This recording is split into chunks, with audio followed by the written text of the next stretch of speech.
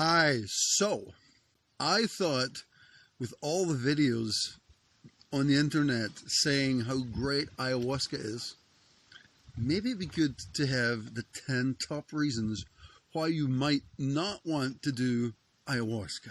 Reason number 1, you're using it to treat depression and anxiety. This is crazy. The reason it's crazy is because this is like trying to kill a mosquito with a nuclear submarine. There are lots of ways to treat depression and anxiety without resorting to the key to the universe.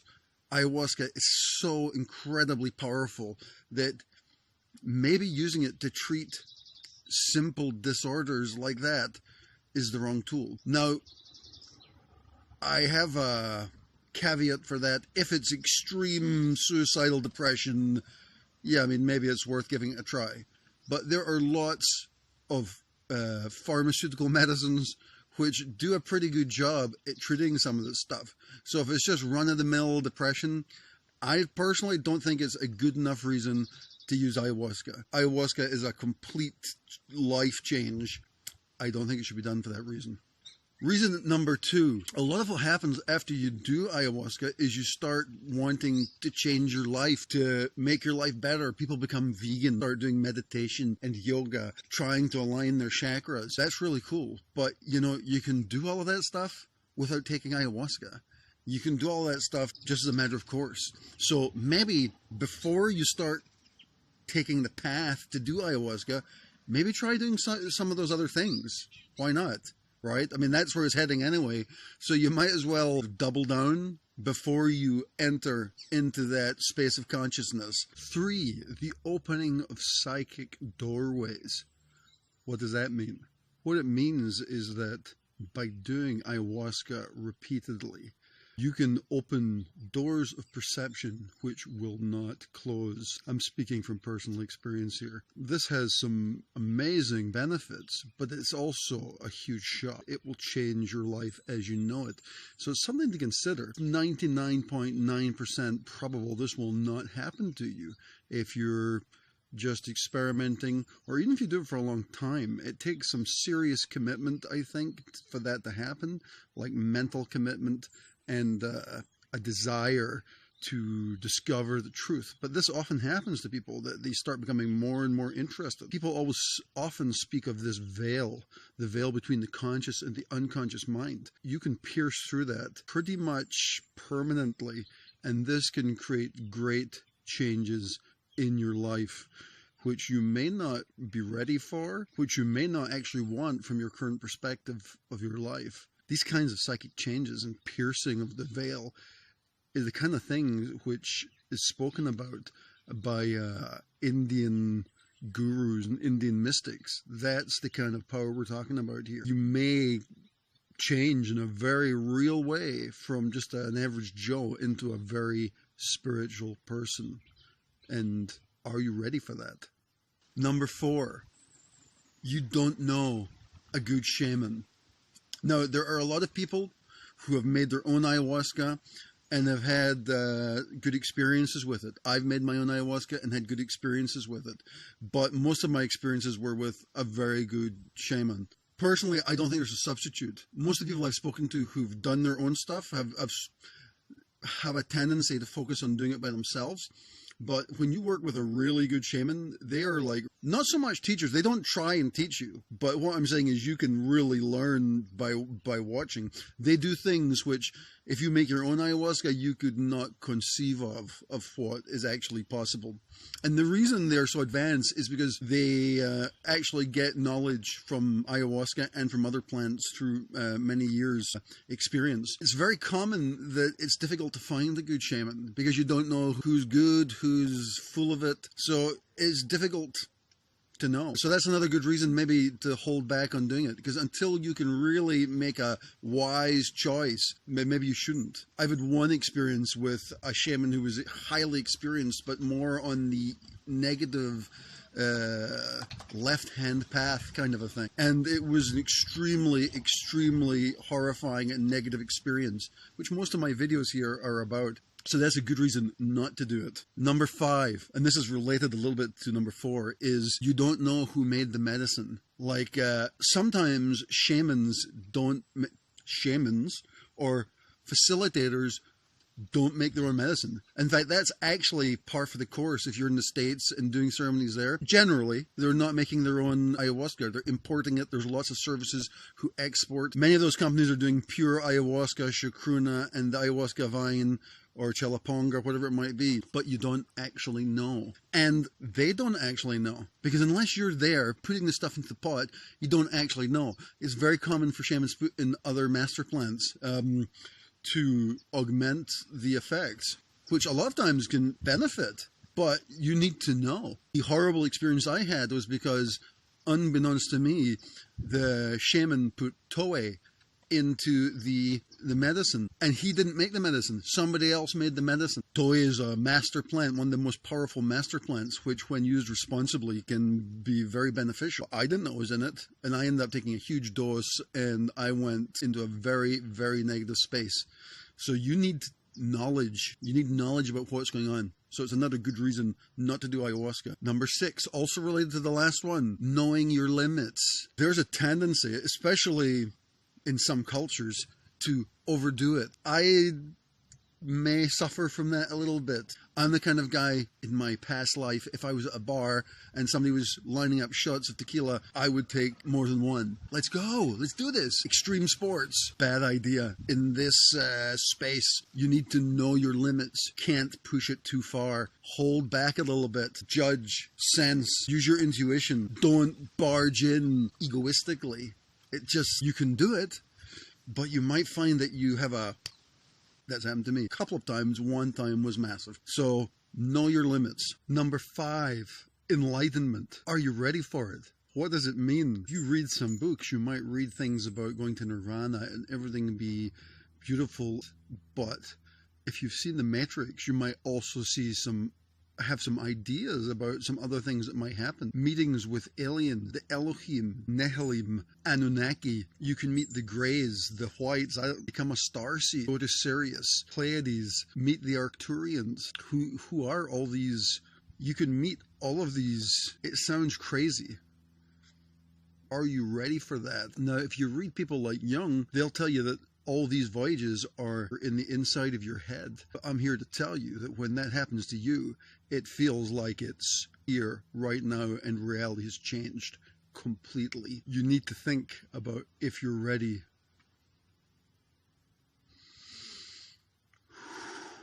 to know the truth about your life and what it really means.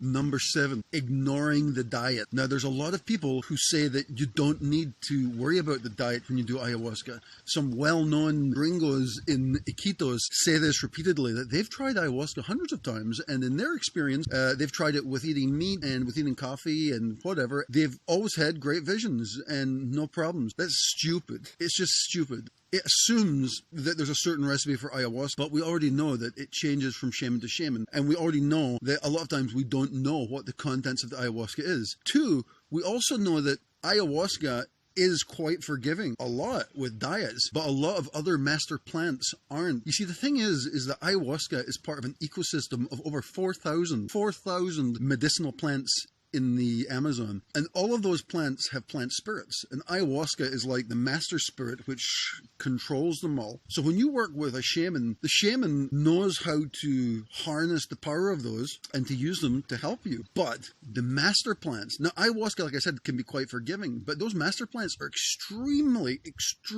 unforgiving. If you do not follow an extremely strict diet, you can be so completely and utterly screwed. I'm saying this from personal experience, from breaking a diet with Shariq Sanango. And I was/am completely screwed. Now, the thing is, we don't know. Sometimes we don't know the contents of the ayahuasca.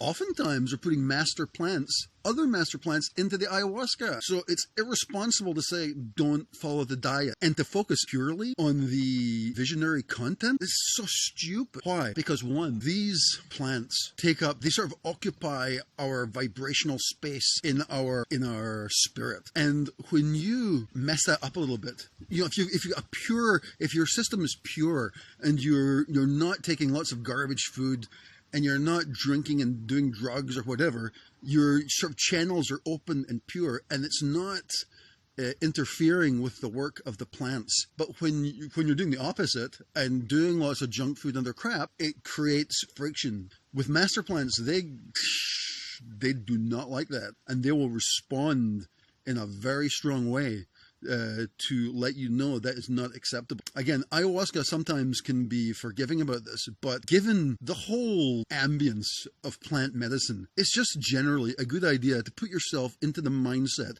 that we have to respect the vibrational space of these plants. Number 8 is taking ayahuasca for healing. Now, the truth is that most Amazonian shamanic healing wasn't done by ayahuasca. It was done by these other master plants I'm speaking about. So, for example, if you had diabetes, they might give you the plant abuto. If you had bronchitis, maybe they'd give you ahosacha or something like that. So each one of these different medicinal plants of the 4,000 has a specific usage. But what used to happen is the shaman would take ayahuasca to understand what your situation is, and then give you these other specific plant dietas whose spirits are completely aligned with that objective to cure you. So what's happened and what's been suggested recently in an article I read just recently on the internet is the ayahuasca dieta, which is these ceremonies. You go for a week to Peru or 30 days to do 9 ceremonies or whatever it is. That's actually something that's been created for gringos who want a wild visual experience. It's not really about healing. Even though you might be healed, you'll certainly have some crazy visual experiences. You'll certainly open the keys to the universe and see the whole thing, which is great. But let's not pretend it's for healing. You might get healed if there are master plants involved. And ayahuasca is so powerful, it might heal you. But that's not traditionally what its primary purpose has been for. Maybe that's something we need to be aware of, is that the traditional context of the medicine has been to use it with other healing plants. So to go there thinking, oh, I'm going to be healed by taking this, may not be realistic. Number 9, you're already happy. Is curiosity a good enough reason to do ayahuasca? I'm not sure if it is. In my opinion, ayahuasca is the key to the universe, literally. It opens up so many doors that it's shocking sometimes to the consciousness. Now, the truth is, I did lots of ceremonies and almost all of them were amazing and wonderful, which is great, and I had no problems with those. But it is possible to push the boundaries too far. And why would you do that? If you're already generally happy in life, I would recommend not doing it, because you're already happy. Why push the envelope and try and discover more things? Because one of the things that happens, and one of the things that I've come to terms with, is as I've gone through this huge process of integration and realignment, actually where I'm heading to is just trying to be happy again, trying to sort of find this sort of personal alignment in the world. So if you've already got that, why bother? Some people are lucky enough to have that kind of alignment. There's all kinds of spiritual jargon which gets thrown into the mix when you're listening to a lot of YouTube channels and this kind of thing. And it's all really interesting, but you have to balance that out with just being reasonable. There's nothing unreasonable about saying, maybe it's okay since I'm happy that I don't have to do this stuff. Number 10, and this for me personally is the biggest reason not to do ayahuasca. Demons. It is possible to meet, it's not just possible, it's common to meet demons in your ayahuasca trips. Ayahuasca in itself is not evil, but what happens is it opens a portal into consciousness, and consciousness includes all things. It includes divine light and light beings and angels, and it also includes darker beings, bad things, evil. And then what I've experienced is, if this is evil here, something way, way, way more profoundly evil and disturbing. Like an evil which is so horrifyingly profound that I don't even like thinking about it. It's taken me 2 years to try and train my mind to focus away from it, because evil is magnetic. It pulls you in like a tractor beam and tries to destroy you. This is not really part of the general ayahuasca experience. What happens is, if you, in your interior, have some kind of misalignment, you sort of have a gravitational attraction to some of these negative influences. And as you delve deeper into the space of consciousness opened up by ayahuasca, and also for me, I had Kundalini awakenings and various other events, you can confront some forces which you do not want to confront. Trust me on this. Having said that, there are wonderful positive forces also, but you have to consider if that's something which scares you, and believe me, I'm trying to emphasize what it is, and I can't even describe 1% of the profundity of deep evil and how it presents itself. I started getting attacked by demons in the real world. In the real world, not during ayahuasca ceremonies, but just hanging out at the house. And the only way I was able to get rid of them was to completely and utterly change my entire life. Now, as it happens, that's turned out to be a good thing. So maybe it was something I had to do. Maybe that was part of my path. But it's something that you need to know before you enter onto this path of discovery, is that you may discover some things which you didn't want to know, and you can't unsee these things. It's highly important to take that into consideration. So that was my 10 reasons not to do ayahuasca. So it is kind of tongue-in-cheek, because I've obviously done quite a lot of ayahuasca and other master plants, but they are important things to consider before you enter on this path. We do have a Facebook group and this YouTube channel too, but the big thing recently is ayahuascamagic.com. I've opened a new forum on there. It's not limited like the Facebook group. The Facebook group's limited to 3,333 members. The new group on the ayahuascamagic.com website is not limited, plus it's threaded. So the idea is, rather than having just a wall on Facebook where all the comments are forgotten and you can't find anything, is we're going to have like a real resource of information where we can share and help each other understand the challenges associated with using sacred medicines, to confront some of these spiritual challenges and to help each other rise above them and benefit from some of the frankly wonderful sides of what ayahuasca is. So please join us on the Ayahuasca Magic forum.